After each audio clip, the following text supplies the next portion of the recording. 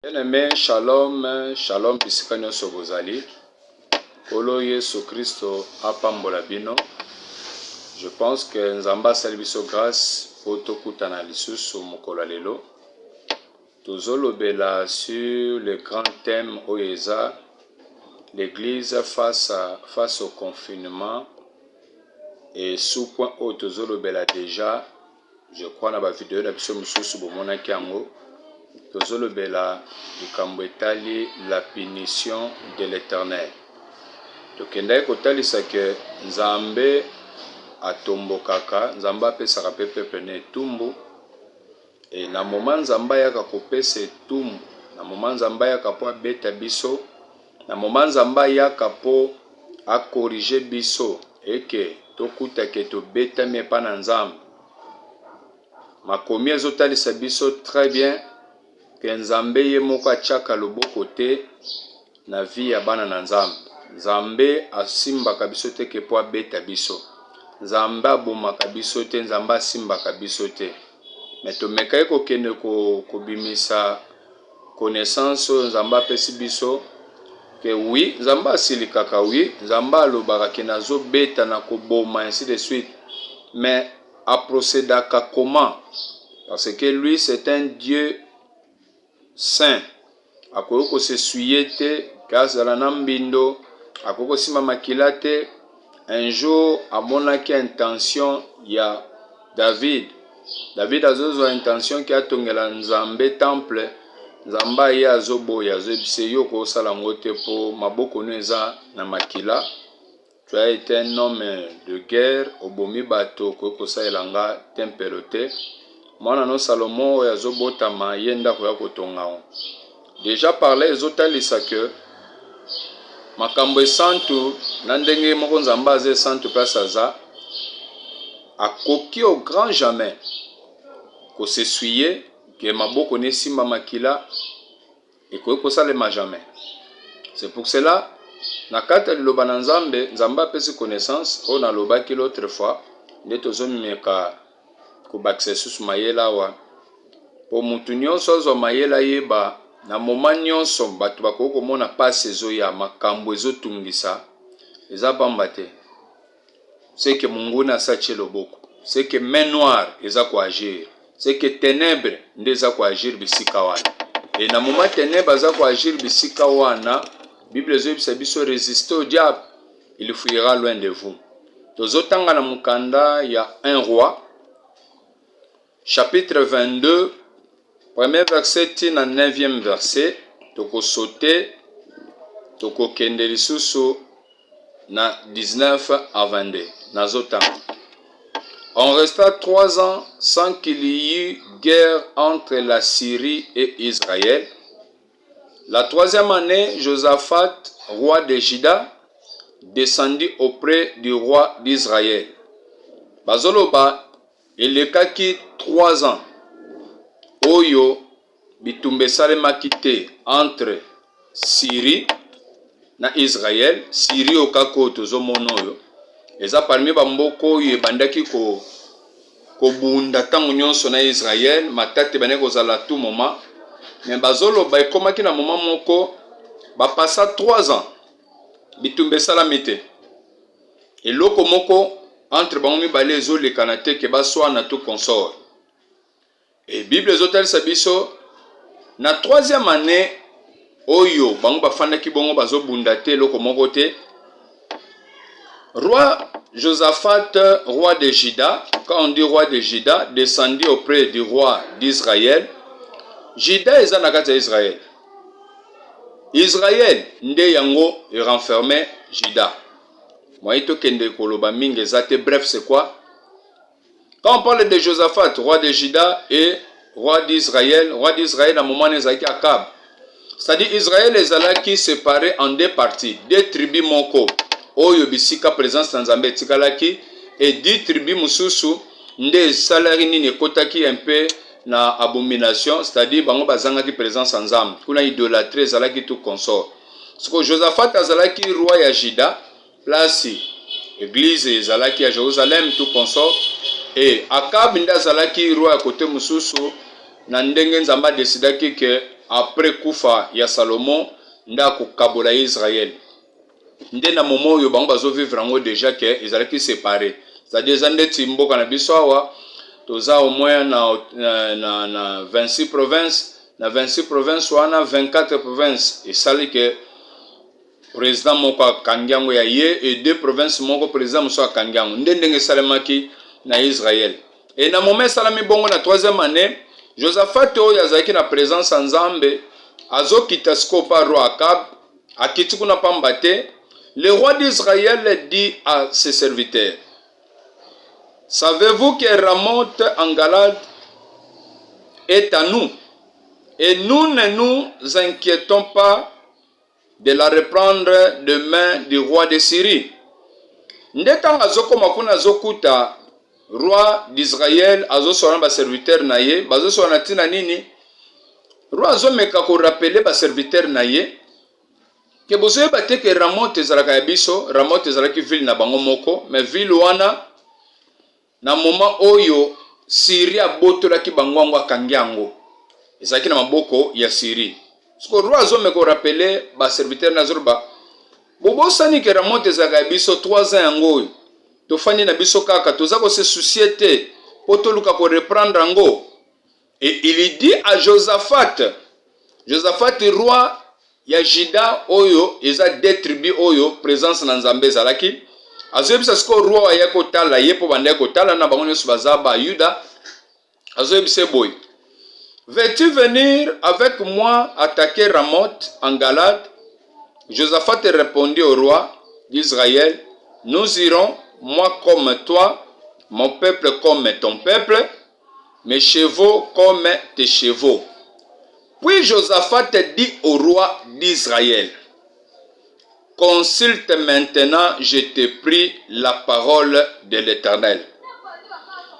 Roi Akab azokende koyebisa ba serviteur na ye boyebite ke Ramoth eza ya biso toza ko mitungisa te 3 ans ngo to tika ngo ka boy soko tali na bandere bazoroba on resta 3 ans mobule salamaki te guerre ezate bazobunda te mais soki babundaki te avantage ezalaki wapi et désavantage pe ezalaki wapi. Na moment 3 ans bafandaki bazobunda te avantage ezalaki côté ya Syrie, côté ennemi. Bien aimé, en passant na zoyebise lokomoko soko zokuta na vie bitumbeza lisute zokuta dia bazobundisa sute. Attention, faites attention. Ezalaka nini diable soka sa kangi abotoli misala abotoli vie abotoli esenga abotoli mabala abotoli kobota aza suna loka obundisa te parce que loko esengalaki abotola yango na sa zwi et lokola sa botoli yanga zwi yango siko bakobundisa nini babundisaka place oyo fo babotola bazobundisa place oyo fo baconquérir. Alors s'il faut conquérir il faut to bunda po to botola to zwe loko wana mais du moment où eloko obundesa te po déjà babotoli bakangi diable ko obundisa te. Il y a des gens de formons na o papa nga pena ba bitumbeza la kate mais bitumbeza la kate regarde ta vie osokuta côté mbongo batiki ozosala misala ozoza ba salaire bien momoni te ke ozobota te parce que Ramoth na yo bakangi yango et pas Syrie akangi yango alingi te ke o bénéficier nango ndelo ke salamaki na Israël bafandi 3 ans bango moko lekeli bango. Mais pourquoi bitumbeza te na Syrie abundisaka biso? Mais bitumbeza la kite po Syrie sa botoli bino etenya mabele et komi na possession na ye.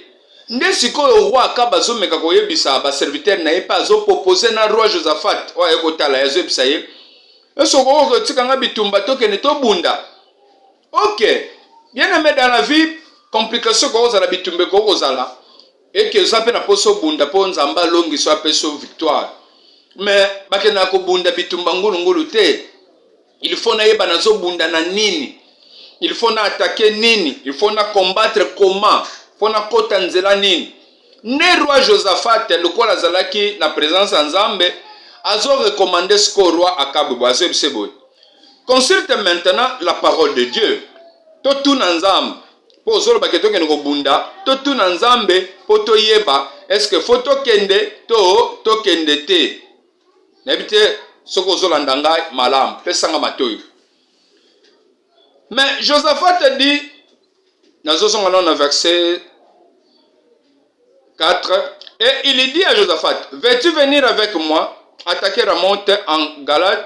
Josaphat répondit au roi d'Israël, nous irons, moi comme toi, mon peuple comme ton peuple, mes chevaux comme tes chevaux. Puis Josaphat dit au roi d'Israël, consulte maintenant, je t'ai pris la parole de l'Éternel. Pourquoi Azoluka batuna nzamba zolo baning? Dans la vie comme ça la makambote, j'ai toujours conseillé même mes enfants. Au bazar ailleurs, j'ai toujours conseillé ce qui compte plus dans la vie chrétienne, dans la vie des enfants de Dieu, c'est avoir Jésus-Christ en vous et être orienté par rapport à la volonté de Jésus pour votre vie. C'est-à-dire, premièrement, j'ai Jésus en moi, c'est-à-dire j'accepte Jésus, il est mon Seigneur et Sauveur, et être orienté par rapport à ce que Dieu veut de vous. Vous pouvez avoir Jésus en vous, mais vous a orienté, qu'est-ce que Dieu veut de toi? Zamba lingo salanin. Est-ce qu'il faut voyager maintenant? Nini Zamba zolinga. C'est ça la réussite. Ce qu'on zota la mukilinion se passe aux anango. Oui, ton dimeli nzambe. Mais orientation exacte, on dimeli nzambe, mais nzamba sengyo salanin. Nzamba zo positionné au côté nini. La réussite en est que bana Israël basé en Nzambe et Nzamba yé azo orienté bango pour na bolamu na bango. C'est-à-dire baza les enfants de Dieu en Égypte, mais Nzamba yé bani ko orienté bango pour na bolamu na bango albito kota wana désert, bokatsa mer rouge pour na zome mabino kana. C'est ça la réussite de la vie chrétienne. Même si vous êtes pasteur, il faut toujours chercher que Dieu puisse vous orienter. Aïe biso, qu'est-ce que tu dois faire? Qu'est-ce que tu dois prêcher? Vous devez garder quelle position? Qu'est-ce qu'il faut faire? C'est ça la réussite sur la terre. Josaphat azoloba totuna parole de Dieu, totuna nzamba lobi kasinin. Biso tona posa to combattre to keno bunda. Mais nzamba azoloba nini? Tango azoyebisa moninga na ye po batuna parole de l'Éternel, les rois d'Israël, c'est-à-dire roi Akab, ensembla les prophètes au nombre d'environ 400. Et leur dit, irai-je attaquer Ramoth en Galade ou dois-je y renoncer? Est-ce qu'il faut na kene kobunda? C'est ça, chercher la parole de Dieu. Est-ce qu'il faut na kene université oyo? Est-ce qu'il faut na kota na faculté oyo? Est-ce qu'il faut na ndima mobali oyo? Est-ce qu'il faut na ndima mwasi oyo? Est-ce qu'il faut na banda faire songolo? Est-ce qu'il faut na voyager na longana mboko oyo? C'est ça, consulter la parole de l'Éternel. Ndesko bazotuna les prophètes. Est-ce que toto ke no bunda te? Na kende to na kende te. Et la parole de Dieu dit ceci.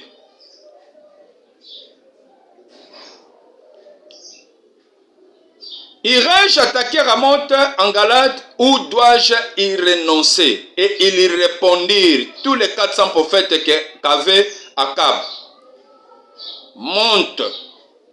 Et le Seigneur la livrera entre les mains du roi. Les 400 prophètes au Baneko Fanda déjà nanda ya roi Akab na Jezabel, batiki église, batiki musana nzamba pesi bango, bandimi ko zala corrompu, po baya ko fanda nanda ko roi bana ko s'occuper na bangali esaka bango, baba na ko pesa ba prophétie ba directive ya sentiment.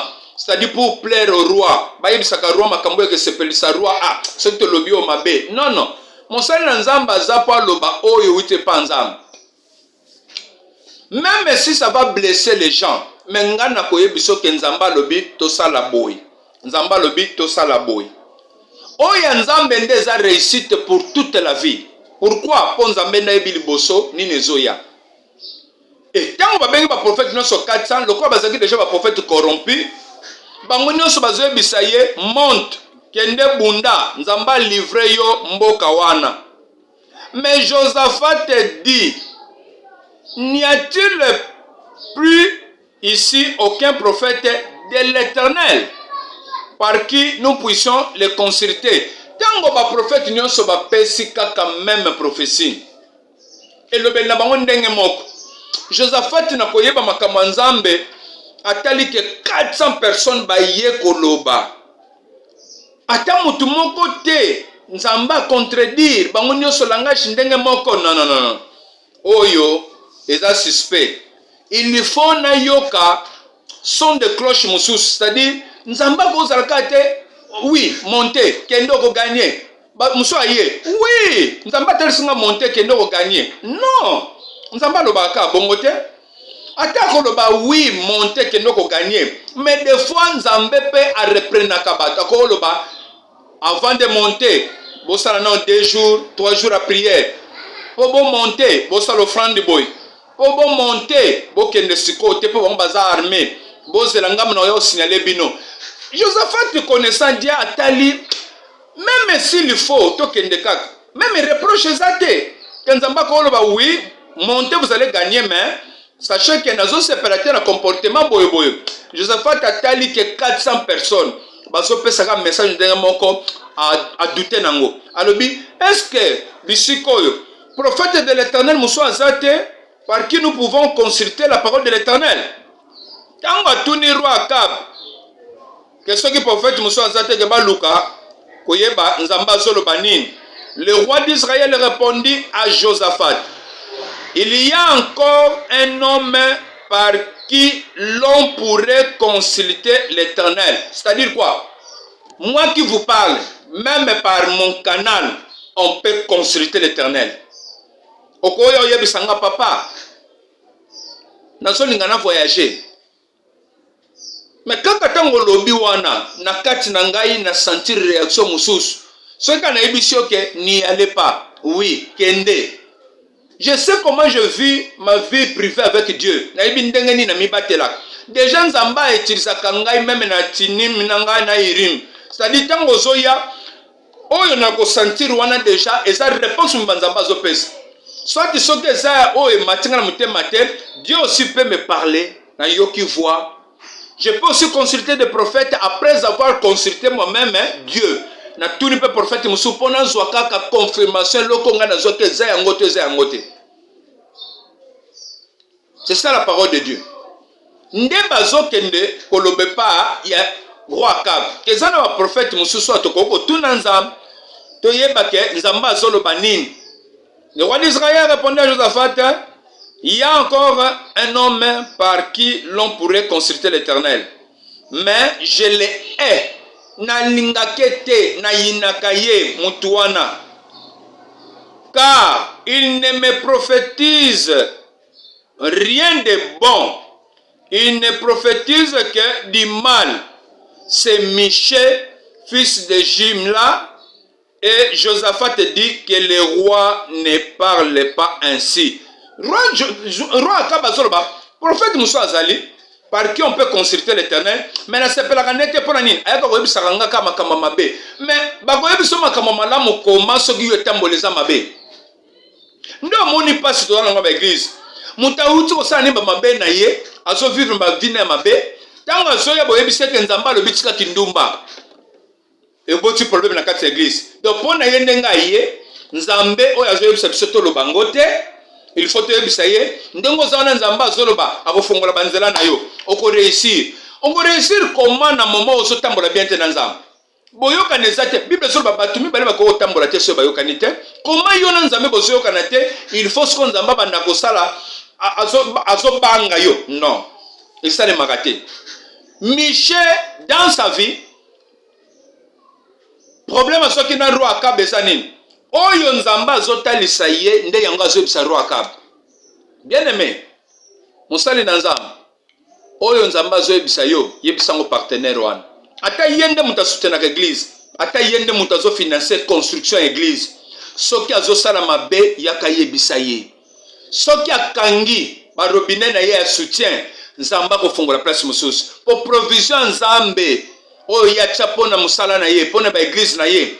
Et ko fanda kaka et pas mutu songolote ce qui y a salaire pour na komona ke yene muta soutenir biso asiliki akei ndenga akei à perdre tout sans le savoir et nzamba ko sala ka peso batu musu o ba ko soutenir yo et c'est ça la parole de Dieu. Ne craignez pas que son abisie il risque de partir. Ayana batebele, ayela ganga batebele, apesaka bandimi misala. Kokipa ngote s'il faut de parler de la part de l'Éternel. Nzambe soka biso likamoloba ngo bongo. Michel problème azona roi Akab. Ayaka koyebisa roi Akab vérité ke nzamba siliki, nzamba saliboy. Kende kolanda vinyo sa roi Akab. Azo salaka mabe sur mabe, mabe sur mabe, mabe sur mabe. Tina mwasine Jezabel. A koti na kati ya danse wana ti azwi na pouvoir ya kodeside aka na esika ya roi. Akoma deside na esika ya roi. Ndoko ke lokuta na Apocalypse chapitre 2 soko ke na verset 18 comme ça okuta bazolo de l'église moko wana bazolo ba ce que je contre toi tu laisses la femme Jézabel qui se dit prophétesse enseigner séduire mes serviteurs. On l'appelle la femme Jézabel. Dans le moment où on a place Jean Zara qui a eu l'appartement style dans ma vision à cette église. Jézabel a sa koufa kala. Jézabel a sa quitté. Mais pourquoi tu exemple à Jézabel ne siko? Tu exemple à Jézabel, à ce qu'on peut pas prophétesse, à ce qu'on enseigner. Je suis contre toi, pasteur. Pourquoi tu dis que cette femme a enseigné, a séduire mes serviteurs pour pas se livrer na kindumba, na impudicité? Jézabel ne sait pas pourquoi. N'a pas l'église, moi si ma personne qui a enseigné, ma te pas teya, pour enseigner. Problème c'est aussi que l'église a tiré yangoan. Parce que Jézabel faut tenir zalani. Azozo esika roi et pas ceux qui ont décidé tiba bomana bot pour babot le kaka elanga na baon. Roi to senga na bot elanga na bot ebisie na ba héritage, nzamba pekisa que to c'est d'héritage.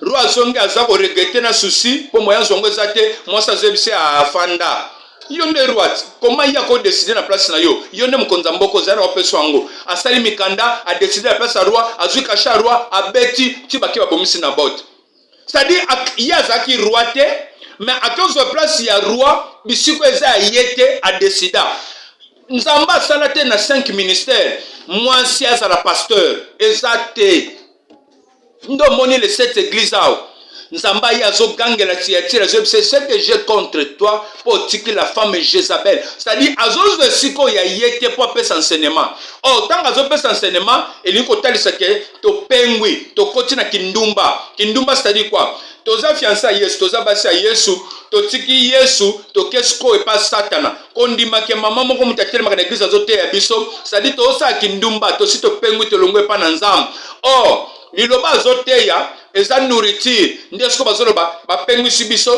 toke osala kindumba et puis tozolia les aliments sacrifiés aux idoles donc tokomi kolia biloko moko eza te bonzami mpona nzambe mais eza eloko oyo ebonzami mpona kindoki. Oh Bible solo beloba nzambe bimaka pa te soki ebimi eye kiti na se il faut sala mosala po ezonga retour pa nzambe soki on a place ke liloba nzambe epesa vie po epesa retour pa nzambe ezosala ke eza lisu ya nzambe te po mwasi nde moto azodirige biso ezalaki parenthèse kana meko ofongola place wana likambo etali Jézabel vi ya Akab na mwasi na ye ezalaki kaka mabe soki otali histoire na bango nde sikoyo lokola yina Michel mpo ayaka koyebisa vérité azoyebisa Josaphat nalingaki ete mpo ayebisa nga kaka mabe soki okoloba mabe mpo na nga loba mabe mais programme nzambe asala mpo na nga nde eza très important ya ngai koluka chaque jour ndenge nini fona kotaka na volonté nzambe ndenge nini se retrouver na kati ya volonté nzambe nde réussite ta vie na ngai mais soki oyina nga mpona zoyebiso vérité mpona tali soki tala nzela yango oyini ngai okritike otongi nga ozosala erreur bien aimé nde roi Josaphat azoyebisa siko Akabi boye koloba bongo te moninga que le roi ne parle pas ainsi. Alors le roi d'Israël appela un eunuque et dit fais venir de suite Michée, fils de Jimlia. Verset 19e, tu sauté, 19 à 22.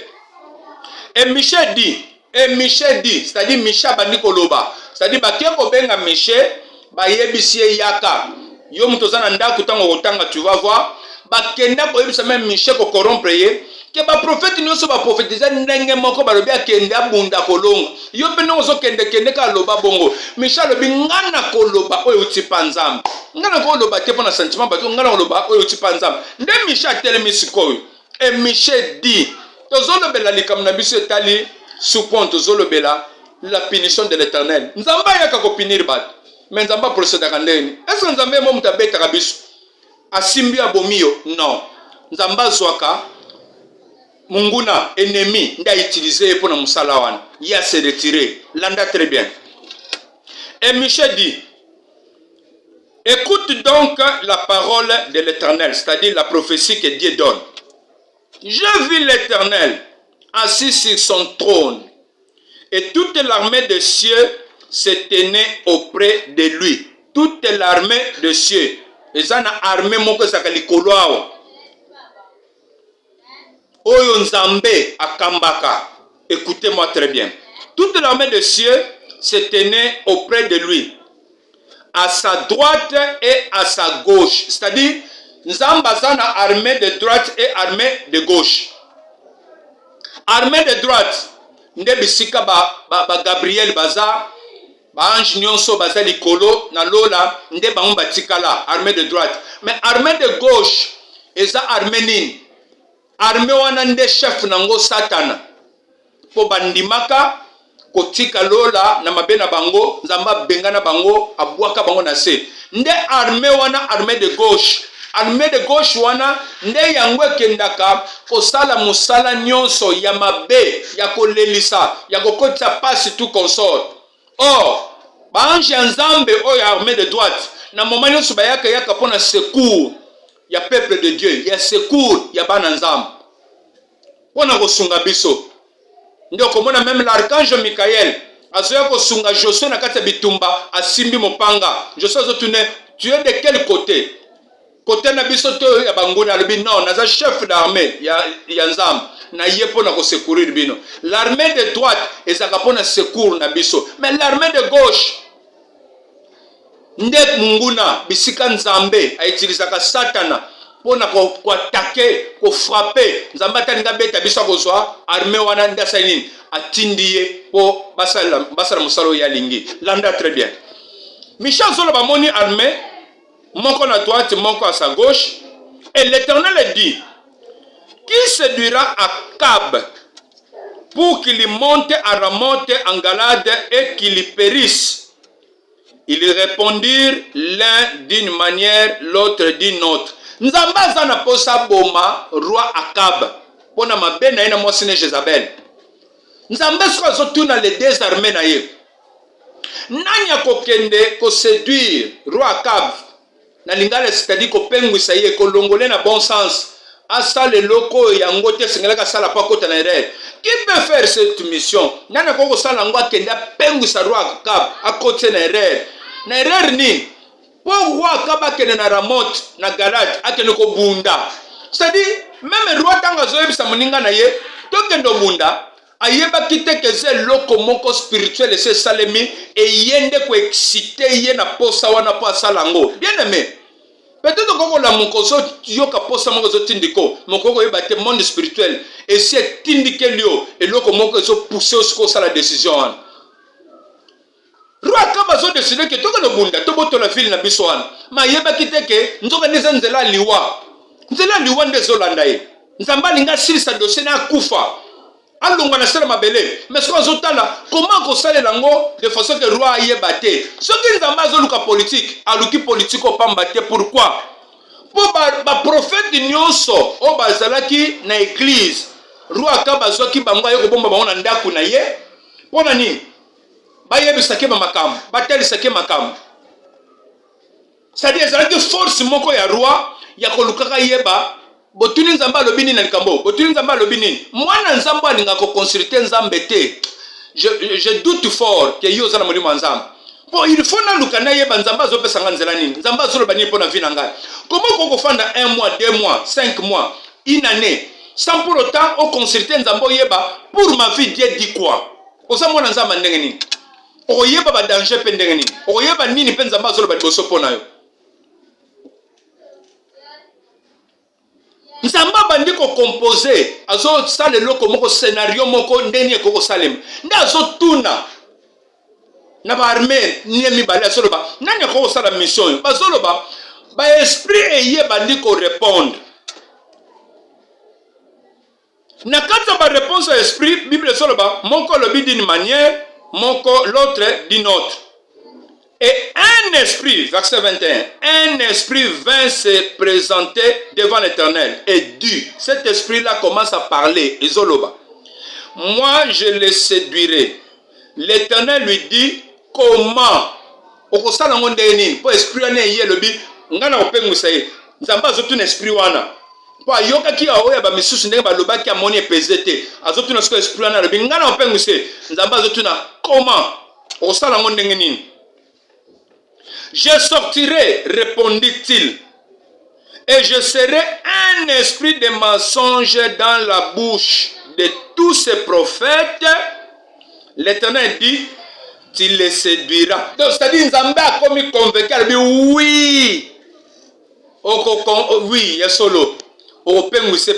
Pourquoi? Parce que l'Esprit a dit, je serai un esprit de mensonge dans la bouche de tous ces prophètes. C'est-à-dire, les prophètes nous sommes sa confiance, on a que sur le lobby keza yango. A kondima sale lango, c'est-à-dire à partir de Rwanda, nda kokene la monte na galade, a koufé la kuna. Parce que esprit wana zoloba, ngana kozala un esprit de mensonge. Déjà par là, le père du mensonge c'est qui? C'est le diable. L'habitation zolanda très bien. Le père du mensonge c'est le diable, c'est Satan. Ce qu'il y a zoloba, esprit zoloba, n'a kozala un esprit de mensonge. Qui dit déjà un esprit de mensonge, c'est-à-dire l'esprit appartient déjà du côté du diable. Parce que na lola, esprit moko koko sumuka ezate. Ba esprit o esumuka Satan Lucifer na ba ange nyonso ba démon nyonso ba bwaka. Bangona balongwa na lola bazana accès soute nzamba ka averia bazana entrer bako kota te po baza suyer. Et bah on va tirer pe na lola mutakoko sumuka te soko sumuki automatiquement longwa na lola nzamba bwaki yo comme le ko ba démon ngeti Satan. Parce que cet esprit-là, je serai un esprit de mensonge. C'est-à-dire cet esprit-là appartient déjà du côté de Satan. C'est-à-dire quoi? Armée de gauche, armée de droite. Armée de droite, Ezab archange. Ezab anjo yanzambe. Oh, bazana nzambe na lola. Armée de gauche, le chef, c'est Satan Lucifer. Ndekuna anjoana akoko sumuka. Il peut pécher. Il peut commettre des forfaits. Ndenge nyoso. Problème est pour déjà gana quand Satan. Moi pas zonga lola ezate. Oh, ba ange nyoso bazana lola. Muto wako sumuka kaka. Déjà sumuki alongwe na lola. C'est que ba o bazana lola ba sumuka kate pose sike santo. Déjà à partir de là, nous comprenons que les deux armées oyo, côté eza armée ba sumukaka, côté eza armée ba sumukaka te. C'est-à-dire armée de gauche et de droite. Il y a droite au bazo zalana nzambe na lola, il y a gauche à Satan. Maintenant, si Dieu veut nous punir, comment il agit? Azo peut ça marcher, a proposé marcher dans deux armées. Armée mokoza o eza aw. Mais na kata proposition marcher nzamba pesi. Armée à droite a kipa ngote pourquoi? Pour bango bakoko ke no kosa te na kata minoko ya ba prophète. Bakoko comme un esprit de mensonge te. Ndo mwana ka Satana aye akoti na nzota mutu akomi mbasu. Mutabani ko bela mbasu. Akoti na nzota mutu ndenge coronavirus ezo sala mort. O abeli coronavirus. Donc esprit mo mbekoti pe me makufa. Esprit de mort nde latio. Nde musala oyo e sala mine sika. Cet esprit là zoloba, je serai un esprit de mensonge et j'irai na kokena kosi ba prophète nyos. Tanga pesi proposition na ye. Ya schéma o ya kosalela nzambe et convaincre ye. Tandis que na verset musukuna balobi musuba ilobi musupe balobi nzamba zaki convaincre ta moni que le kate ba prophète ba omona ngo ba kangango mais pona ko détourner ko séduire Akab akota na erreur il faut utiliser ba prophète na ye ba kota na kati na erreur po basani ba pengusa Akab nde esprit wana tanga tali marché a étudier terrain Akab alobi force Akab eza ba prophète nyonso ba pesa kaye directive pour na ko éliminer ye. Qu'est-ce qu'il faut faire? il faut kokweyisa ba prophète wana ba koterere so ba koterere na kati ya monoko na bango ba yebisa kap e kakaba ndimyango akokendera moto akeno obunda akaba zoka posa kokendera moto akeno kobotola mboka nzoka na nzambe nde mutasali esale mabongo pa keno kufa mais kokeno kufa wana ezosalema koma spirituellement si bakangi eloko ezosalema un esprit ye koti en action peut poser acte one cet esprit nde ya royaume ya armée de gauche bisika Satan zo gouverner nde nzambe apesi marché tant apesi marché esprit alobi je serai un esprit de mensonge dans la bouche de tous ces prophètes nzambe alobi l'Éternel dit comment je sortirai, répondit-il, et je serai un esprit de mensonge dans la bouche de tous ces prophètes. L'Éternel dit, tu les séduiras. C'est-à-dire, Nzamba se convainc que oui, il y a solo, on peut séduire, et tu en viendras à bout. Sors et fais ainsi. Tu as c'est-à-dire quoi? Soko tango komona ke roi kenda ko bunda. Mais natanga ki obunda, mayele nyo sangaka sala ki ase camoufler po baye bayete poto professeur pesa miwana. Mais na kata bitumba, Bible soloba ba beti flèche moka au hasard. L'esprit oye kenda comme esprit mensonge, nzoka nde yangwane ye botsimbasu, ndenge botsimbasu na nzoto na yo, yangwane pezo me mon esprit de mort. Le même esprit oye ye comme ici le kutana monoko ba prophète, le même esprit et continue à kata flèche betemi par hasard wana. Ndeke lukiti place roi kabazala ki ye kaka, malgré la teke ba protection. Vide moko pesa magika na ceinture nena ventre wa flèche wana saini et ye koti wana nde bomi roi kab. Mais Mouta Zaki n'a pas ça, que roi Akaba Koufa Zanan. C'est lui-même Dieu. Zamba Zaki n'a pas ça, Akaba Koufa. Mais Akaba Zanan, Azam Yuda, Azo dirigé 10 tribus, il y a Israël. Azam Wanazam. Zamba Linga frappé, Alinga bétaillé, mais Azam utilisé armée de gauche. C'est pour dire quoi?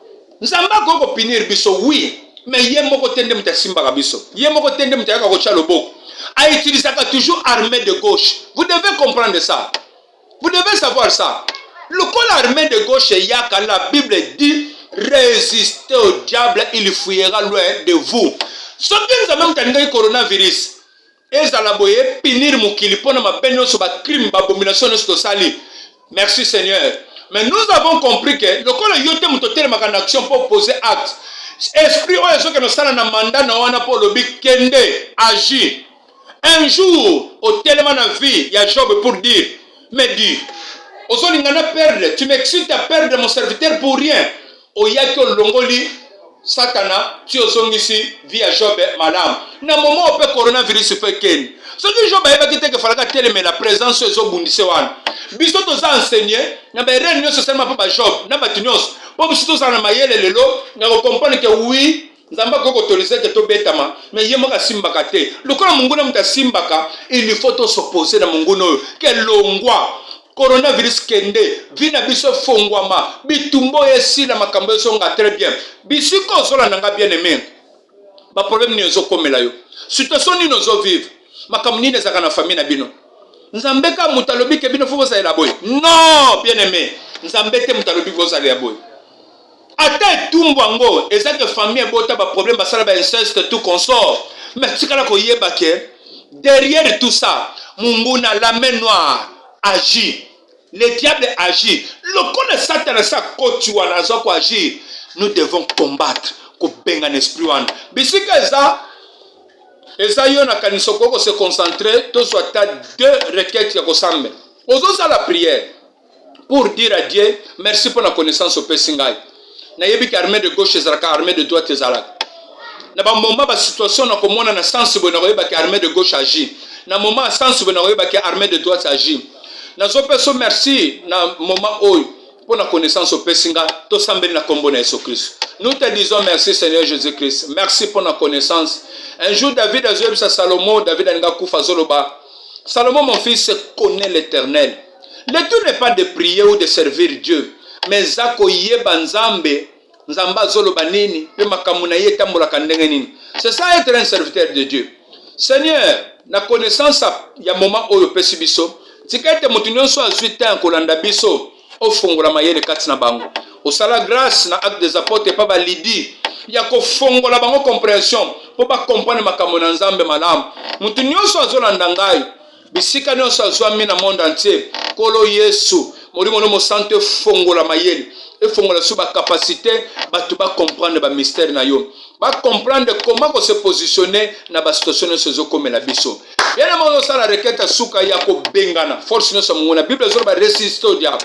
Il fuira loin de vous. Aux hôtels mais coronavirus, via difficulté, via souffrance, via perte, via kufa, ba mort subite, ozo côté la cabine na famille, to sambel na kombo na Yesu Kristo, na zo teleme na force na samolili, bitumba nyonso za ko se lever na vie nanga, na famille na bana na ngai, o nyonso za ko se lever ko Yesu Kristo na ministère nanga, na zo teleme lango, coronavirus maladie, na zo teleme lango, na kombo na Yesu Kristo et que là lisabiso te et que quoi lisabiso te via difficulté crise financière na monde entier oyo koko sala ke le lisabat na famille na nga na ndako na nga et que longa biso te na kombo na Yesu Kristo nazo kitsa moto na Nzambe présence nyonso esprit nyonso koko kota mission fonction pona ko détruire pona ko bundisa biso ezoyamba feu moto na Nzambe